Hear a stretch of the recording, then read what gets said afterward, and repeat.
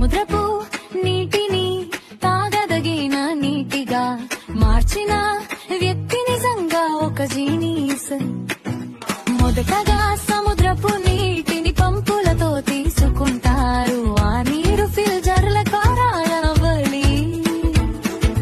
అందులో ఉన్న చెత్త, ఇసుక, చిన్న చేపలు, ఆలిగి లాంటివన్నీ వేరవుతాయి. తర్వాత దానిలో ఒక ప్రత్యేక రసాయనం కలిగి చిన్న కణాలు కలిసి పెద్ద ముద్దలుగా మారేలా చేస్తారు. వాటిని చిన్న బుడగల సహాయంతో పైకి తీసుకువచ్చి అక్కడి నుంచి తీసేస్తారు.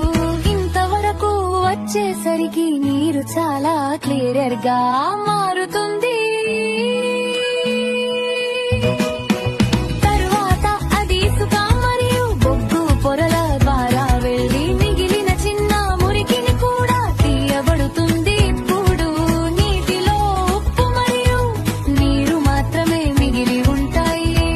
ఇప్పుడు ప్రధాన ప్రశ్న, ఉప్పు నీటిలో నుండి తాగదగిన నీటిని ఎలా తీస్తారు? దానికి రివర్స్ ఆస్మోసిస్ టెక్నాలజీ వాడతారు. దీనిలో హై ప్రెజర్ పంపులు నీటిని చాలా సన్నని ఫిల్టర్